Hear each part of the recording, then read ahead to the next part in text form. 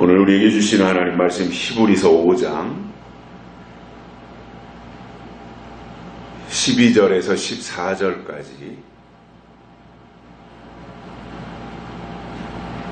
봉독해드리겠습니다. 12절에서 14절입니다.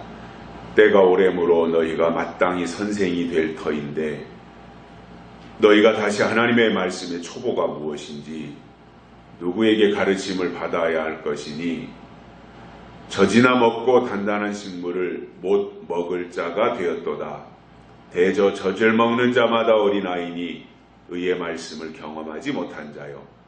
단단한 식물은 장성한 자의 것이니 저희는 지각을 사용함으로 연단을 받아 선악을 분별하는 자들이니라. 아멘.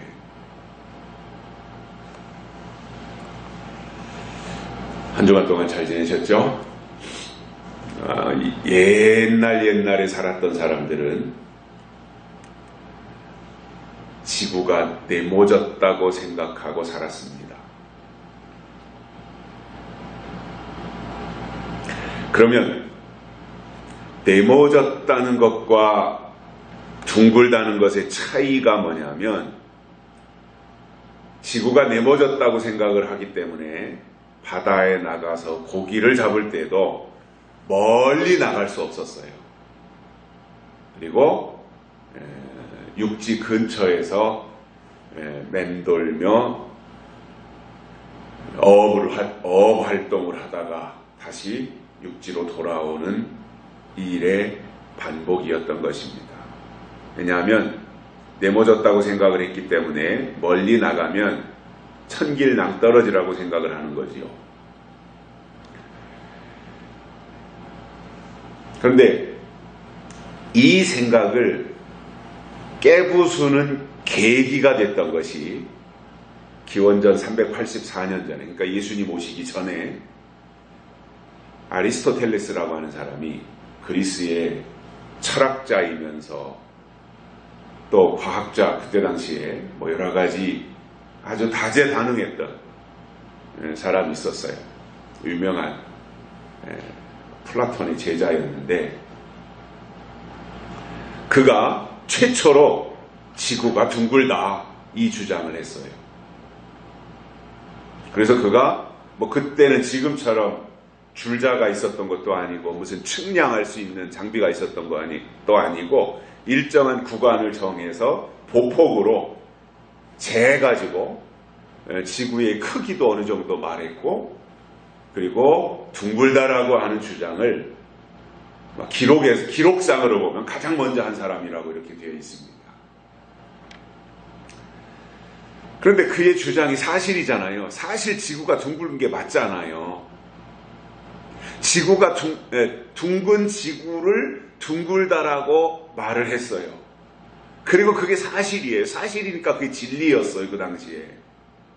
그런데 그 전부터 오랫동안 구전되면서 지구가 네모졌다라고 생각하는 사람들의 고정관념을 깨뜨리기가 쉽지 않았던 겁니다. 그래서 저는 이렇게 보면서 신앙이고 어떠한 이념이고 사상이고 어떤 생각을 먼저 받아들였을 때 그 받아들인 생각이 나중에 가서 잘못되어진 것이 판명이 나더라도 그것을 고치기가 쉽지 않다. 그래서 사람은요,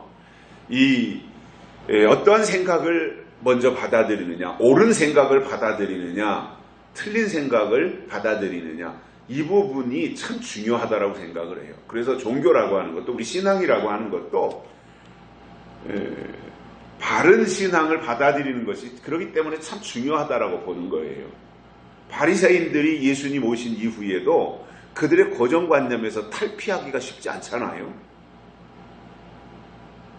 이처럼 그 사람의 어떠한 의식 구조가 뭔가가 들어와서 내 속에 이념이 되고 사상이 되고 신앙이 구축되어서 자리 잡은 이후에는 그것을 바꾸기가 쉽지 않는 것처럼 옛날 사람들도 네모지다고 하는 생각을 둥글다라고 하는 생각으로 바꾸기가 굉장히 어려웠던 모양이에요. 또 그때 당시에 네모난지 둥근지 관측할 수 있는 장비가 있었던 것도 아니었잖아요. 그러니까 둥글다라고 하는 말은 했지만 입증할 수 있는 방법은 없었던 거지. 그렇게 이제 시간이 흘러가다가 지구가 둥글다라고 하는 것을 믿는 사람들이 나타나기 시작했어요. 아, 그래. 지구가 둥글다. 이것을 믿기 시작하는 사람들이 자그마치 한 1000몇백 년이 지난 다음에 15세기에 이르러서 그것을 믿고 도전한 사람이 콜럼버스입니다. 그래서 그는 직접 배를 타고 지구가 둥글다면 신대륙을 발견할 수 있고 지구가 둥글다면 돌고 돌아서 다시 내가 이 자리로 올 수 있을 것이다. 이렇게 주장을 하면서 항해를 떠나는데 지금처럼 요즘에는 배에도 다 위치 추적 장치라고 하는 GPS가 다 달려 있어요. 조그만한 어선도 다 위치 추적 장치 GPS가 달려 있어요. 근데 그때 15세기에 콜럼버스가 신대륙 발견하러 떠날 때 그런 장치가 있는 게 아니잖아요. 유일하게 가지고 있었던 것이 나침판이었죠. 그 나침판은 우리나라 신라에서 개발한 겁니다. 옛날에. 그건 다 입증이 된 내용들이에요. 신라 사람들이 나침판을 만들잖아요. 그래서 그것을 가지고 이제 그렇게 물물이 교환은 됐었을 테니까. 왜냐하면 이미 1세기 때에 그 사람들이 첨성대를 만들어 가지고 첨성대와 같은 그러한 별을 연구하는 학자들이 박사들이 그때 있었다는 자료들이 이제 나오기 시작하고 있고, 그래서 이 콜럼버스가 신대륙을 발견하기 위해서 항해를 떠나면서 나침판 하나 들고 가는데 그의 마음속에 있는 확신은 이거예요. 그래, 지구가 둥글다. 그 생각을 가지고 항해를 떠나서 결국 신대륙을 발견하게 되는 최초의 사람이 되는 거예요. 물론 그 이전에도 도전한 사람들은 많이 있었지만 기록상 그렇게 남아있다라는 거예요. 그래서 그때까지도 신대륙을 발견하기 위해서 이 콜럼버스나 마젤란이나 이런 사람들이, 아메리고 베스푸치나 이런 사람들이 이제 계속 도전하고 떠나가는데 아직도 대부분의 사람들이 저 지구 끝에 얼마를 바다를 항해해서 나가면 수천 길, 수만 길 낭떠러지로 연결이 되어서 거기에 떨어지면 지옥과 연결되어져 있다. 이렇게 생각하고 있을 때 콜럼버스는 배를 띄워서 항해를 함으로써 지구가 둥글다고 하는 것을 밝혀낸 사람입니다. 저는 신대륙을 발견한 것으로도 유명하지만 콜럼버스가 그보다는 지구가 둥글다라고 하는 것을 실질적으로 입증해낸 사람, 밝혀낸 사람이 콜럼버스였다, 이렇게 생각을 해요. 신앙도 마찬가지입니다. 새로운 것을 찾고 발견해서 말하면 사람들은 외면합니다. 왜냐? 인간은요, 이 지능이 발달해 있기 때문에 뭔가 확인된 것을 받아들이려고 하는 성향이 있어요.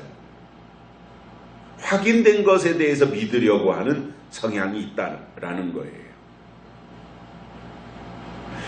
그런데 그 확인된 것을 내가 진리로 받아들이기까지는 시간이 걸리지 않겠어요? 최초로 지구가 둥글다라고 하는 것을 학설로 만든 아리스토텔레스가 기원전 380년대에 살았다면 그리고 나서 콜럼버스가 실제로 도전해서 지구가 둥글다라고 하는 것을 밝혀내기까지 1800여 년이라고 하는 시간이 지난 것처럼 뭔가 새로운 것을 말했을 때 그것이 사실로 밝혀지기까지는 시간이 필요하더라는 거예요. 자, 성경이라고 하는 것도 보면 계속해서 새로운 것에 대한 도전입니다. 성경은 진행하고 있잖아요. 하나님의 뜻은 진행하고 있잖아요. 하나님의 역사는 오늘도 계속해서 멈추지 않고 발전하고 있잖아요. 그래서 우리가 성경을 믿는 것은 성경에 기록되어진 약속을 믿는 것이고, 그리고 될 일의 입장에서 그것을 사실로 받아들이고 우리가 이 땅에서 살아가는 것을 한마디로 믿음이라고 말씀하고 있는데, 그렇다면 우리가 다소 모험처럼 보일지라도,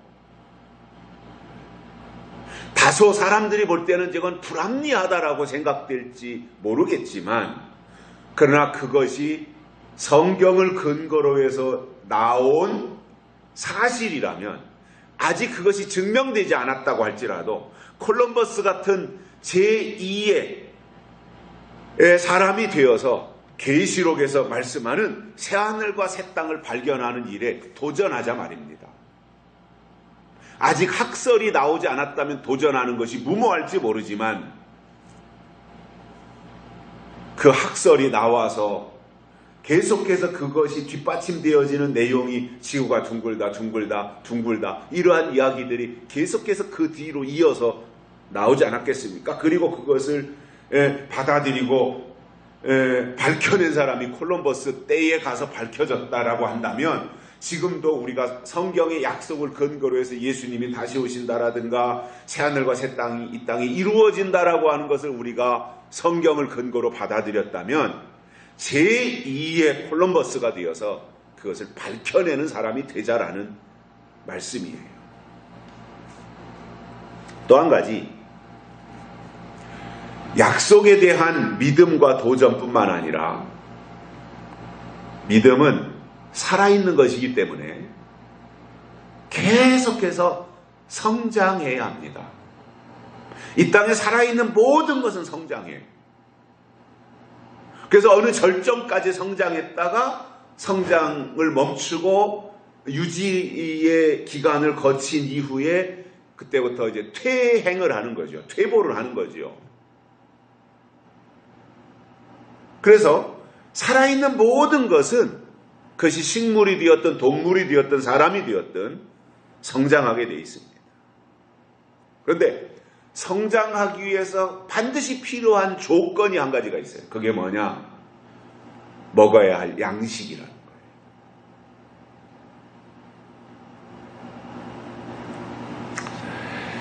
그래서 오늘 말씀은요, 젖과 같이 부드러운 말씀이 있고 무교병과 같이 딱딱하고 단단한 말씀이 있다는 것을 비교해서 설명하고 있고요. 이 말씀에 비추어서 젖을 먹을 때가 있고, 그리고 단단한 음식을 먹어야 할 때가 있다는 것인데, 오늘 이 말씀을 통해서 그렇다면 이 시대에 우리가 먹어야 할 양식이 무엇인지, 먹지 말아야 될 것과 먹어야 될 것, 이 두 가지를 깨닫고 은혜를 받겠습니다. 첫째로 먹지 말아야 할 것이 있습니다. 그것이 뭐냐면 젖이라는 거예요. 우유죠, 우유, 젖. 자, 히브리서 기자가 이렇게 말씀합니다. 젖은 어린아이의 것이다 이거예요. 그러면 예수님이 말씀하신 이 젖이라고 하는 것은 예수님이 말씀하신 신앙의 초보라는 거죠. 또 바울도 다른 곳에서 그렇게 말씀하고 있고요. 젖이 뭐냐? 신앙의 초보라는 거예요. 어린아이가 먹는 양식이잖아요. 그래서 이것을 우리는 우리식으로 표현한다면 이거예요. 된 일 이거예요. 그리고 하나님이 하신 일 이라고 설명할 수 있어요. 근데 이렇게는 우리가 생각할 수 있죠. 젖을 먹을 때 젖을 먹는 것은 아무런 문제가 되지 않아요. 어린 아이가 갓 태어나서 젖을 먹는 것은 당연한 거잖아요. 그런데 밥을 먹어야 할 때가 되었는데도 밥 먹을 생각은 하지 아니하고 맨날 젖만 먹으려고 한다면 문제가 생기는 거예요. 성장에도 문제가 생기고 그 아이도 문제가 있는 거죠.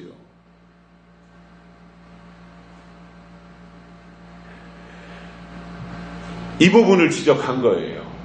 그리고 또 이런 거 생각할 수 있잖아요. 우리가 다 지금 성인이 되었어요. 성인이 되어서 늘상 우리가 양식을 먹잖아요. 아침도 밥을 먹고 점심도 밥을 먹고 저녁엔 뭐 짜장면을 먹고 야식으로 통닭을 시켜 먹을 수 있고 이렇게 우리가 주식이나 이런 것들에 대해서 거기에 비중을 두고 살지만 뭔가 보충을 하기 위해서 아침에 우유 한 잔을 마셨다라고 할 때 그 우유 한 잔 먹은 것이 문제가 되는 건 아니잖아요. 그죠? 다른 것은 다 전폐하고 우유만 먹는다면 문제가 되지만 다른 것을 다 먹으면서 보충 차원에서 내가 우유를 한 잔 먹은 것은 도움이 될지 모르지만 문제가 되는 것은 아니잖아요. 여기서 히브리서 기자가 지적하는 것은 뭐예요? 선생이 되어서 가르칠 때가 되었는데도 그 때도 모르고 여전히 젖이나 먹고 있는 그 상태를 지적하고 있는 겁니다. 마태복음 24장 19절에서 예수님은 이 부분에 대해서 이런 표현을 하셨어요. 그날에는 아이벤 자들과 젖 먹이는 자들에게 화가 있으리로다. 이 말씀을 하셨어요. 어떤 하나님이 특별하게 정한 날이 되어지면 그때 가서는 아이벤 자들과 젖 먹이는 자들은 화를 당한다 이거예요. 그 이전까지는 젖을 먹을 때가 있다라는 거예요. 어렸을 때 젖 먹는 것은 당연하다라는 거예요. 성인이 되어서도 우유 한 컵 먹는 거 그건 문제가 되지 않는다는 거예요. 그러나 하나님이 정한 어떤 때가 되었을 때의 아이를 뱉다거나 아니면은 젖을 먹이고 있다면 화가 있다라고 하는 이 말씀을 통해서 우리가 알 수 있는 것은 마지막 때가 되어서 젖이나 먹이고 있다면 그것은 화를 당한다 그 말이에요. 이유가 뭐냐면 이미 장성해 있어야 되는 거예요. 마지막 때가 마태복음 24장은 마지막 때에 대한 말씀이잖아요. 이 때가 뒤어지면 이미 장성해 있어야 돼요. 교회도 장성했어야 되고 개인도 장성했어야 되고 개개인의 신앙도 장성해 있어야 된다라는 거예요. 그래서 악한 영들과 저항도 하고 싸울 수 있는 무장을 갖추어야 되는데 2000년 전이나 500년 전이나 지금이나 똑같은 양식을 저주로 먹이는 것은 때를 분별하지 못한다는 것이고 어린아이로 올가매 놓는 것과 같다는 말씀입니다. 자, 그러면 예수님이 이 땅에 초림하시고 나서 은혜 시대가 시작이 되었는데 초림하시고 시작되어진 은혜 시대는 드디어 구약이라고 하는 육이 지배하는 시대가 끝났고 이제 시대가 바뀌어서 영이 지배하는 세상이 된 거예요. 예수님이 이 땅에 초림하시면서. 그래서 이제 육의 사람이 영의 사람으로 다시 태어나는 거예요. 구약에서는 육적으로 아브라함의 혈통으로 태어나면은 됐는데 이제 신약에 와서는 육적 출생이 중요한 것이 아니라 영적으로 하나님께로 다시 태어나는, 거듭나는 것이 중요한 시대로 바뀌었다라는 거예요. 그러니까 예수님이 초림하시고 나서 곧바로 그 무렵에는 초대교회 당시나 이런 때에는 젖을 먹일 때예요. 왜냐? 은혜 시대가, 영의 시대가 새로 열린 거예요. 이제 거듭난 거예요. 거듭났다라고 하는 것은 다시 태어난 거잖아요. 다시 태어났는데 어떻게 단단한 식물을 먹을 수 있습니까? 젖을 먹고 우유를 먹어야 되는 거지요. 그런데 은혜 시대를 이렇게 쭉 거쳐오는 동안 벌써 2000년이라고 하는 세월이 지나갔잖아요. 그렇다면 영적으로 성장해야 되는 것은 당연한 것이다 그 말이에요. 그 과정을 거쳐서 이제 예수님이 이 땅에 다시 오실 때가 되면 악한 영들이 역사합니다. 온갖 미혹이 들끓는 세상이 됩니다. 이때가 되어지면 하나님이 7인으로 봉했던 요한계시록의 말씀이 또 열리기도 합니다. 그래서 그때가 되면 다시금 시대가 바뀌는 게 되는 거잖아요.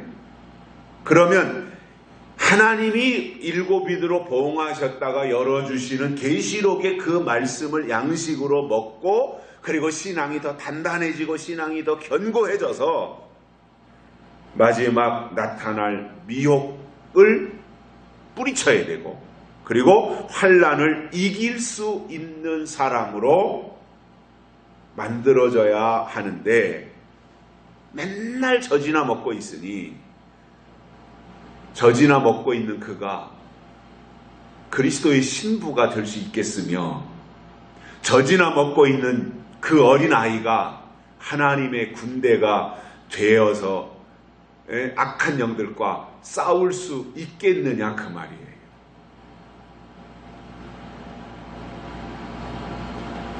그러니 어린아이가 어떻게 환난을 이기느냐 말이죠.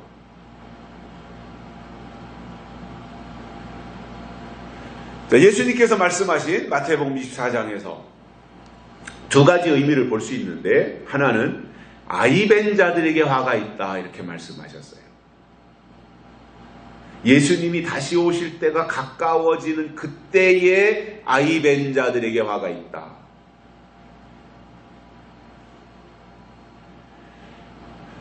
이미 나아서 장성한 분량에 이를 수 있도록 되어 있어야 되는데 예수님이 다시 오실 때가 되어졌는데 그때서 아이를 베고 있다면 언제 낳아서 언제 키워서 언제 훈련시켜서 언제 하나님의 군대로 만들겠냐는 거예요.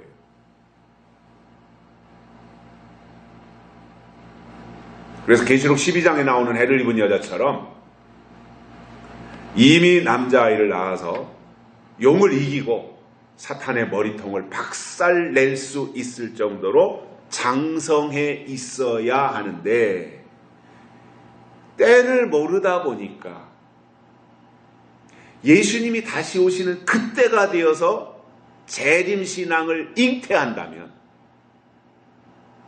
그때가 되어서 하나님의 영을 잉태한다면 그것은 불법이다 그 말이에요.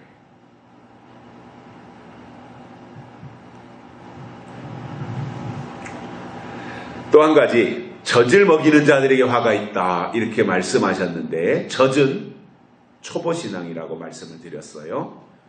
그리고 어린아이의 신앙이에요 이것은. 그렇기 때문에 싸울 줄 모르고 공격할 줄도 몰라요.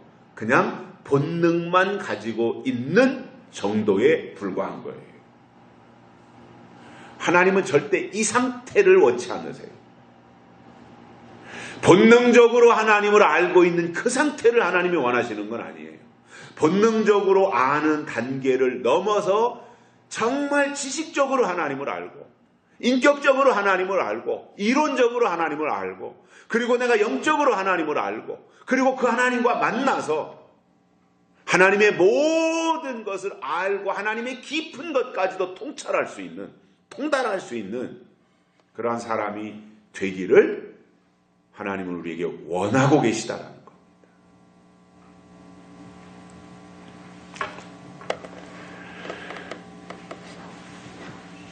사도 바울은 이것에 대해서 고린도전서 3장 1절부터 3절에서 이렇게 말씀하고 있습니다.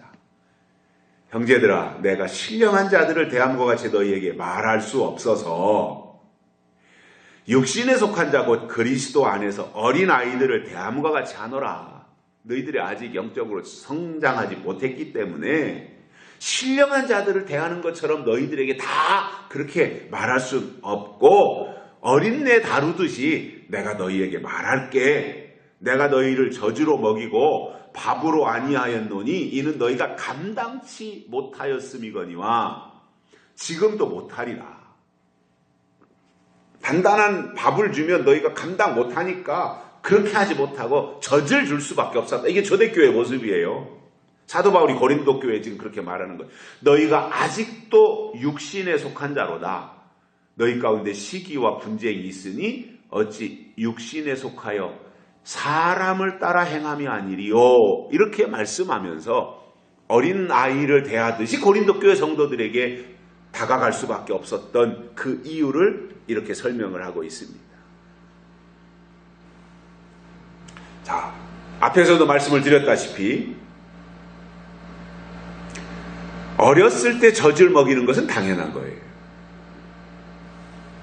그런데 맨날 거기에만 머물러 있으면서 젖이나 먹으려고 하고 밥이나 단단한 식물을 먹으려고 하지 않는다면 그것은 심각한 문제가 된다는 거예요. 다시 말해서 우리의 신앙이 십자가에서 시작했어요.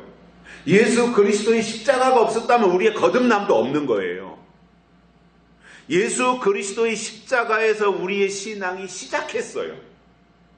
그러면 하나님은 하나님의 아들 독생자 예수 그리스도를 이 땅에 보내셔서 십자가에 달려 죽게 하시고 우리로 하여금 십자가 앞에 나와서 맨날 십자가 앞에만 머물러 있기를 하나님이 원하셨겠냐라는 거죠. 거기서 시작했다면 거기에만 머물러 있을 것이 아니라 그 다음에 주시는 하나님의 뜻 가운데로 나가야 되고 그 다음 단계로 인도함을 받아야 된다라는 거예요. 그래야 신대륙을 발견할 수 있는 거예요. 그래서 예수님이 마태복음 24장에서 말씀하신 핵심은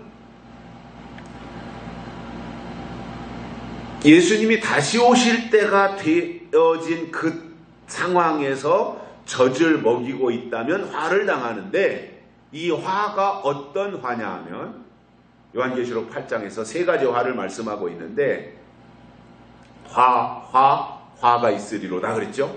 이 화를 말하거든요. 그날에는 아이벤 자들과 젖 먹이는 자들에게 화가 있으리로다 라고 했을 때 그 화가 예수님이 다시 오실 때가 가까운 상황에서 젖을 먹이고 있다면 세 가지 화를 당한다 이건데 첫 번째 화는 황충이로 오는 계시록 9장 1절부터 6절에 나오는 황충이의 화, 두 번째는 마병대의 화, 세 번째로는 대접 재앙으로 오는 7 대접 쏟는 화. 이것이 계시록에서 말씀하고 있는 세 가지 화인데 이 화를 당한다라는 거예요.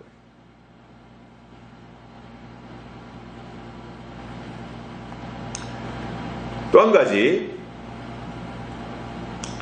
마태복음 24장이나 요한계시록에서 설명하는 화는 세상에 임하는 화가 아닙니다. 예수님이 분명히 말씀하셨어요. 젖 먹이는 자들에게 임하는 화라 그랬어요.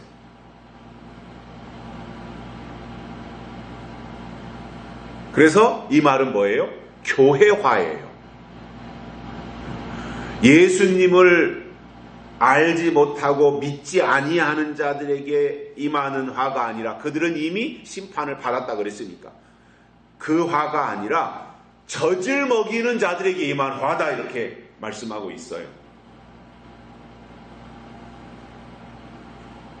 그래서 신앙이 발전하지 못하고 신앙이 진보하지 못하고 맨날 젖이면 다 되는 줄 알고 십자가 앞에만 머물러 있으면 다 되는 줄 알고 거기는 시작하는 자리인데 거기가 종점인 줄 알고 거기에만 머물러 있다면 젖을 먹이는 자들이고 그러한 종들에게는 화가 있는데 젖을 먹이는 엄마가 화를 당하고 엄마의 몸 안에 독이 들어가면 그 젖을 먹는 아이도 화를 당하는 거지 않겠어요? 똑같은 거잖아요. 그래서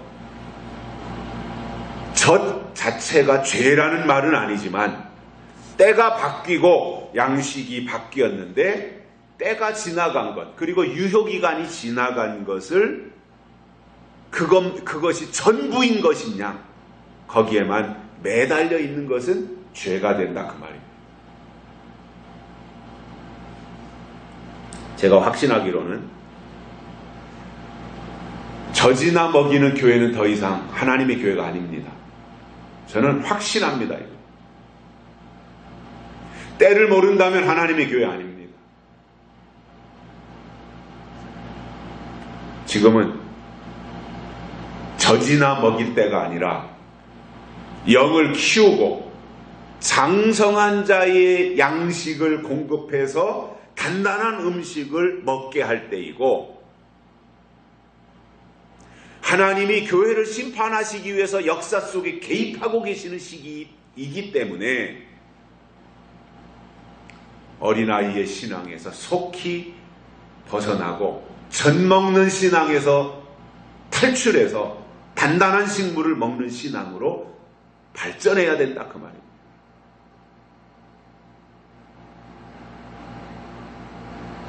다시 강조합니다. 우리 기독교, 우리 신앙은 예수님의 십자가에서 시작됐습니다. 그거는 부인할 수 없는 사실입니다. 예수님이 이 땅에 오심으로, 예수님이 십자가에 달려 죽으심으로, 피 흘리심으로 그 공로로 우리가 하나님의 자녀가 되었고 천국을 바라보게 된 겁니다. 그러나 거기에만 머물러 있으라는 게 아니에요. 엄마의 몸을 통해서 10달 동안 나를 임신하고 엄마의 몸 속에 있다가 10달이 되어서 이 세상 밖으로 태어났습니다.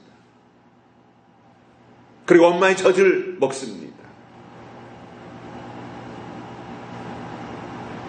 그 아이의 입장에서나 젖을 먹인 엄마 입장에서 너무 아이가 예쁘고 내 분신과 같고 갓 태어난 아기가 아주 너무 가냘프고 여리기 때문에, 아, 너는 이 험한 세상 나가서 사는 게 너무 힘드니까 너는 맨날 엄마 품에서 젖이나 먹고 크지도 말고 이렇게 그냥 그대로 있거라 라고 생각할 부모가 어디 있겠으며, 그렇게 아이를 품 안의 자식으로만 가지고 있으려고 하는 부모가 세상에 어디 있겠습니까?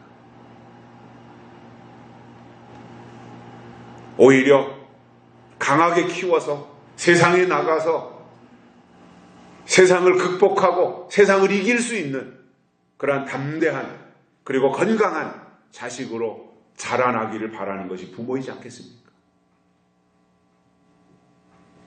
맨날 부모 곁에만 머물러 있는 아이로 있는 것이 아니라 초등학교 가야 될 때 초등학교, 중학교 가야 될 때 중학교, 대학교 가야 될 때 대학교, 그리고 결혼해야 될 때 결혼하고 이 험한 세상에 나가서 투쟁하면서 경쟁하면서 그리고 거기서 살아남는 그러한 든든한 자식이 되기를 부모가 원하지 않겠습니까? 하나님의 마음도 똑같다라고 봅니다. 네가 십자가 앞에 나와 죄사함 받고 구원받았으니까 너는 끝까지 십자가 옆에만 머물러 있어라, 이것이 아니라 십자가 앞에 나와 내가 죄사함 받고 십자가 때문에 내가 구원받아 하나님의 자녀가 된 그 감격과 그 마음을 내 가슴에 깊이 품고 또 다른 하나님의 뜻을 향하여, 또 다른 하나님의 세계를 향하여 도전해 나가는 이것을 하나님이 원하시지 않겠냐는 거예요.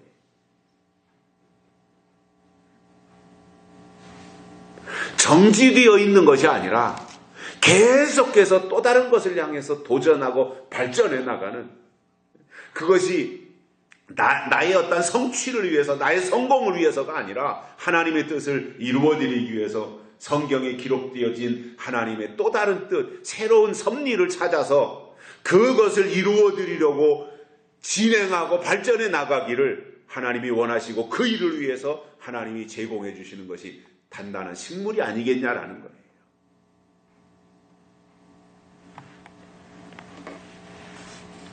우리가 성장해야 되는 이유 중에 하나는 이런 것이 있습니다. 어린아이는 미혹을 이기지 못합니다. 어린아이는 유혹을 감당하지 못합니다. 어린아이는 사소한 것에 다 넘어갑니다. 어찌 보면 어린아이는 사탕 하나에, 젤리 하나에, 바나나 하나에 다 넘어가요. 그러나 성장하고 이런저런 경험 속에서 어느 정도의 판단력과 의식을 가지고 있다면 그 사람을 미혹해서, 그 사람을 유혹해서 그 사람을 무너뜨리기가 쉬운 건 아니죠.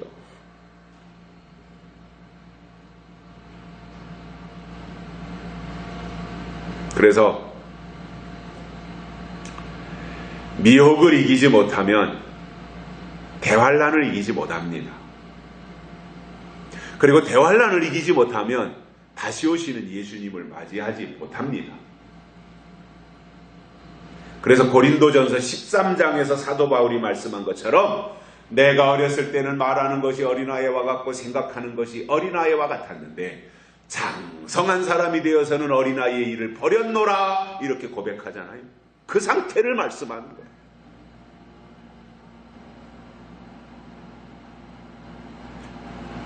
이 박승군이라고 하는 사람 속에 지금 2019년도의 박승군이의 모습 속에 제가 58년도에 태어났으니까 이 박승군이의 현재의 모습 속에는 초등학교 때 박승군도 들어있고 중학교 때 박승군도 들어있고 결혼할 때 박승군도 들어있고 제 역사 속에 62년이라고 하는 살아온 지난날의 역사 속에 박승군이가 다 포함되어 있는 거잖아요. 내가 초등학교를 졸업했으니까 이제 초등학교는 내게서 없어진 게 아니잖아요. 내가 중학교를 졸업했으니까 중학교가 내게서 없어진 게 아니잖아요. 내 모든 지나온 역사 속에 그것이 다 내재되어 있고 그 모든 것이 포함되어져서 현재의 박승군이 있는 것처럼 신앙도 십자가 앞에서 시작되어져서 거기서 계속해서 십자가를 품고 그리고 그 감격을 가지고 진행해서 지금까지 왔지만 현재 모습 속에서 십자가를 부정하고 다 내버리라는 것이 아니라 현재 속에 지나온 날들의 십자가에서부터 시작되어진 거듭난 감격이 지금 현재의 내 삶 속에 다 스며들어 있는, 녹아내려 있는, 그래서 더 성숙한 모습으로 십자가가 내 속에 자랑이 되고 의미가 되는 이것이 더 위대한 모습이 아니겠냐는 거예요. 이것이 성장한 모습이 아니겠냐는 거예요.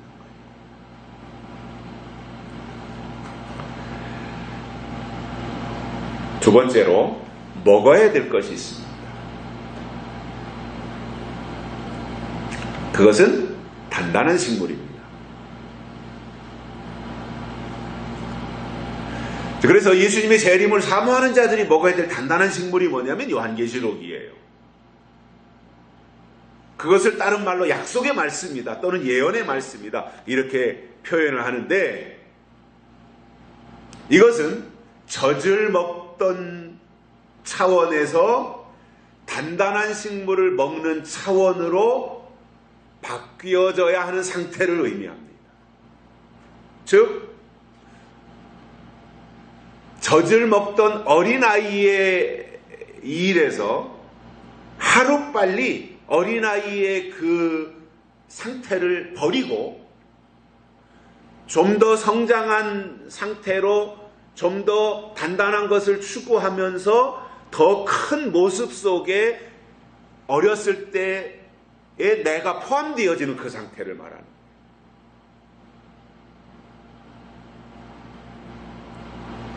근데 여기 12절에 보시면 오늘 본문 히브리서 5장 12절에 보시면 이렇게 말씀합니다.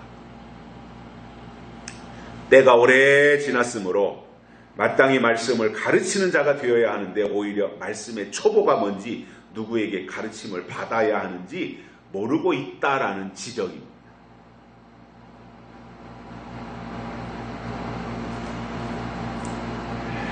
이것이 오늘 이 시대의 현실이라고 저는 봅니다.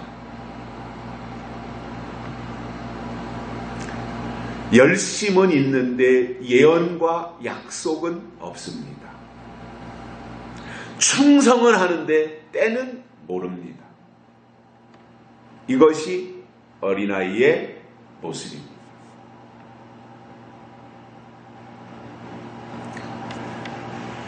우리의 신앙은 단단한 식물을 먹어야 되는데 그렇게 하면 결과로 장성한다라는 거잖아요. 결국 하나님의 궁극적인 목적이 뭐예요?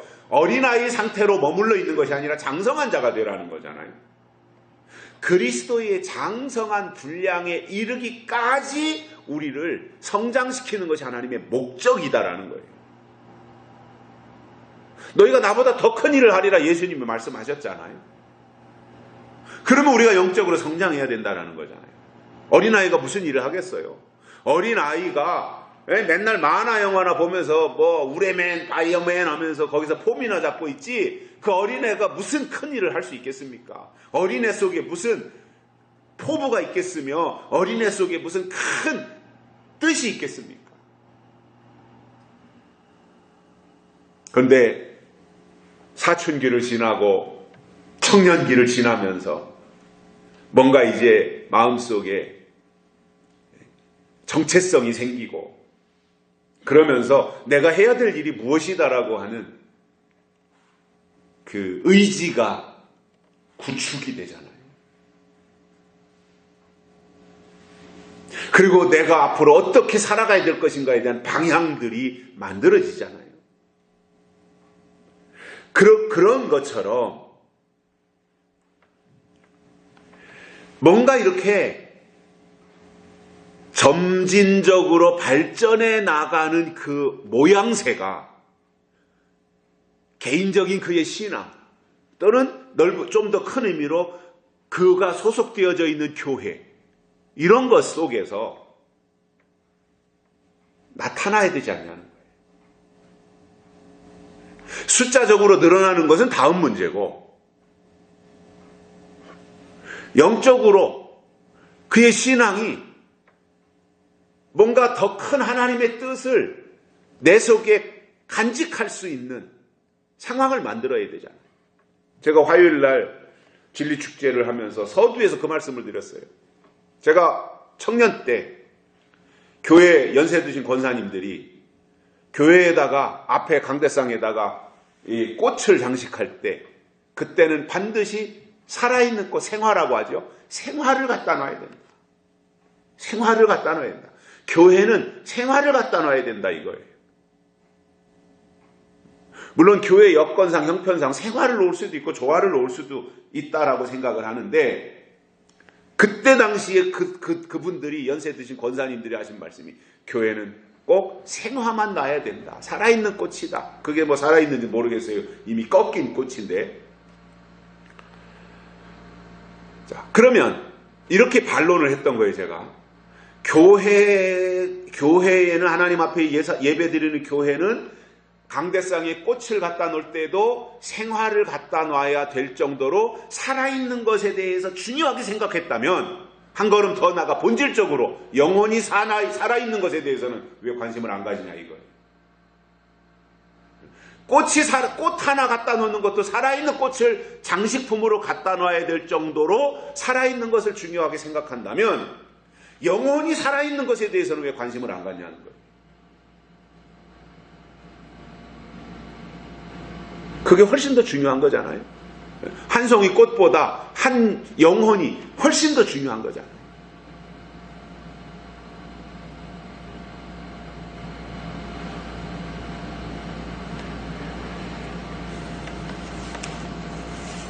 제가 드리고 싶은 말씀은 장성하자는 거예요. 성장해야 된다. 성장해야 열매도 맺고요. 성장해야 모든 것들이 조화를 이루게 되어 있어요. 자, 그러면 신앙이 약속 안에서 단단한 식물을 먹고 장성하면 세 가지 증거가 나타나게 되어 있어요. 오늘 본문에 보면 14절에 이렇게 말씀합니다. 단단한 식물은 장성한 자의 것이니 저희는 지각을 사용함으로 연단을 받고 선악을 분별한다. 이렇게 되어 있습니다. 이게 단단한 식물을 먹고 장성한 자의 증거가 되는 거예요. 첫째로는 지각을 사용한다라고 되어 있습니다. 여기서 지각은 살아있는 생명을 가진 자에 얻을 수 있는 하나님의 최고의 축복이에요. 여기서 지각이라고 하는 것은 성경적 사고예요. 생각. 그리고 감각이에요. 그러니까 지각을 사용한다고 하는 것은 성경적인 의식, 성경적 사고, 성경적 감각 이런 것들을 잘 활용할 수 있는 단계가 장성한 자에게 오는 축복이라는 거죠. 어린아이가 무슨 분별을 하겠어요? 어린아이가 무슨 판단력이 있겠어요? 그런데 장성한 사람은 판단력이 있잖아요. 그래서 내 계획대로 하는 것이 아니라 하나님의 뜻대로 할 수 있는 이것이 지각을 사용하는 것이다라는 것이고요. 두 번째로는 연단을 받는다는 거 말씀하고 있어요. 자, 연단이 있다라는 말입니다. 단단한 식물을 먹으면. 근데 이 연단은 성장케 만들고 온전케 하기 위한 연단이에요. 이것은 마치 녹이 쓴 쇠붙이를 가져다가 대장간에 가서 대장장이의 손에 붙잡혀가지고 풀무불 속에 들어가서 씨뻘겋게 달궈진 것을 꺼내가지고 망치로 두들겨서 다시 호미 끝을 날카롭게 만들고 다시 도낀 날을 날카롭게 세우고 다시 쇠스랑이를 뾰족하게 만들고 하는 이것이 풀무불 속에 들어가서 뻘겋게 달궈지는 그 과정, 그리고 그것을 다시 꺼내가지고 대장장이의 망치로 두들겨 패서 그 쇠가 뾰족해지고 그리고 단단하게 되는 이 과정, 그리고 다시 시뻘건 풀무불 속에 집어넣었다가 꺼내가지고 찬물 속에다 확 집어넣는 이 과정, 이게 연단이거든. 장성한 자에게는 이 과정이 있다라는 거예요. 그러면서 단단해지고 그러면서 예리해지고 그러면서 날카로워지고 한다라는 겁니다.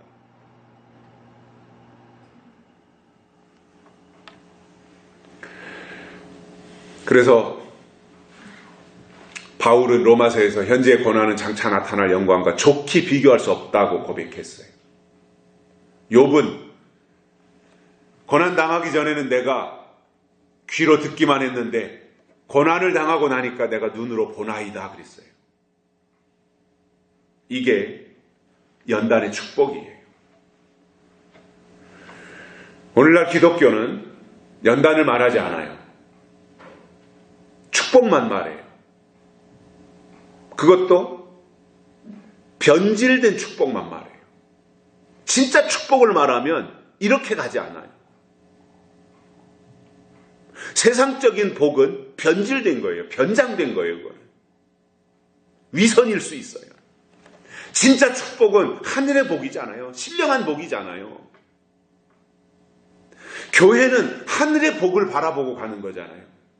신령한 복을 바라보고 가는 것이 교회이고 신앙인데 어쩌다가 교회가 땅의 복을 추구하는 이러한 기관으로 변질돼 버렸냐라는 거지요.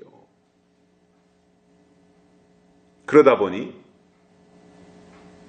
연단은 알지도 못하고 신앙생활하면서 축복만 바라보고 가다 보니까 누군가가 고난을 당하거나 연단을 받으면 저주받은 것이냐 이렇게 생각하는 욥의 주변에 있었던 친구들이나 부인과 같은 생각에서 벗어나지 못하는 거예요.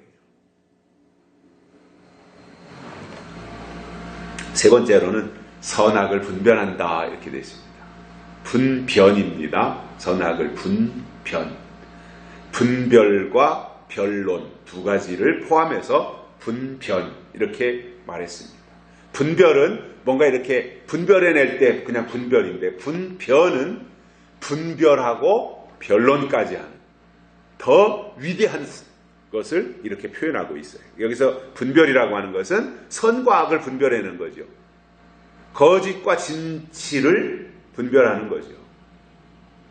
율법과 복음을 분별하는 거죠. 하나님의 역사와 마귀의 역사, 이것을 분별해내는 것. 그래서 이 분별은 나 자신을 위해서 필요한 거예요. 나 자신을 위해서 분별할 수 있어야 돼요. 나 자신을 지키기 위해서 분별할 수 있어야 돼요. 그래서 분별이라고 하는 것은 나를 위해서 하는 거예요. 근데 변론이 나오죠. 변론. 이거는 남을 위해서 하는 거예요. 변론은 다른 사람을 위해서 내가 변론해 주는 거잖아요. 아니, 그 사람은 그런 사람 아니야. 내가 20년, 30년 겪어봤는데 그 사람 그런 사람 절대 아니야. 잘못 생각하는 거야. 오해야. 변론해 주는 거잖아요. 변론은 남을 위해서 해주는 거예요. 그러니까 나를 위해서는 분별해야 되고 다른 사람을 위해서는 변론까지 해줄 수 있는 상태. 이게 장성한 자라는 거예요. 그래서 미혹을 이길 수 있는 말씀을 증거해 주라는 겁니다. 변론이 거기까지 가야 되는 거예요. 이게 진짜 사랑이기 때문입니다. 그래서 우리가 정말 단단한 식물을 먹어야 되는 이유는 장성하기 위해서이고, 장성해야 되는 이유는 장성해야 미혹을 이길 수 있기 때문입니다. 자, 마지막 때 화는요, 아이벤 자들과 젖 먹이는 자들에게 임하는 화예요. 제한적입니다. 즉 엄마에게 임하는 화이고 교회에게 임하는 화이다, 그 말입니다. 그래서 오늘 우리가 장성하기 위해서 먹어야 될 양식은 단단한 식물인데, 이것에 대해서 요한계시록 2장 17절에 보면 감추었던 만나다. 이건 비밀이다라는 거예요. 감추었던 만나. 이것을 하나님이 마지막 때까지 봉해 놓으셨다가 예수님이 다시 오실 때가 되어지면 열어서 제공해 주신다라는 거죠. 그래서 광야의 만나는 출애굽해서 광야에 나온 자가 광야에서 하나님이 내려주시는 만나를 먹었듯이, 요한계시록의 단단한 식물은 감추었던 만나인데 이것도 영적으로 출애굽을 해야 먹을 수 있는 하나님의 양식이다라는 겁니다. 결론적으로 지금은 우리가 작은 책에 속하는 요한계시록의 말씀을 먹어야 될 때이고요. 그 이유는 그것이 광야에 나온 자들이 먹어야 될 양식이기 때문이고, 광야에서 주시는 양식을 먹어야 광야 성도에 포함되어지는 것이고, 그 광야에서 주시는 것이 하나님의 비밀이고 만나이고 그리고 단단한 식물이기 때문에 그것을 먹어야 장성해서 대환란을 이길 수 있다. 그리고 그리스도의 신부가 될 수 있다. 그리고 사탄과 싸워서 이길 수 있다라고 하는 것을 아시고, 젖 먹는 신앙에서 벗어나서 단단한 식물을 양식으로 삼고 살아가면서 날마다 삶 속에 승리가 있는 복된 삶이 되시기를 주의 이름으로 축복합니다. 살아계신 하나님 아버지, 감사합니다. 오늘도 우리를 불러주시고 말씀을 듣게 해주셔서 감사를 드립니다. 오늘도 우리가 주신 말씀 의지하여 장성한 신앙이 되기를 원합니다. 우리의 속사람이 더 성숙하기를 원합니다. 그리스도의 장성한 분량에까지 이르기를 원합니다. 그러한 자리에 우리가 세워주셨고 지금까지 붙잡고 여기까지 오셨사오니 끝까지 이길 수 있도록 우리를 인도해 주시고 단단한 식물로 우리를 먹여 주시옵소서. 다시 오실 예수님의 이름으로 간절히 기도드리옵나이다. 아멘. 384장 부르시면서 헌금 부르시겠습니다.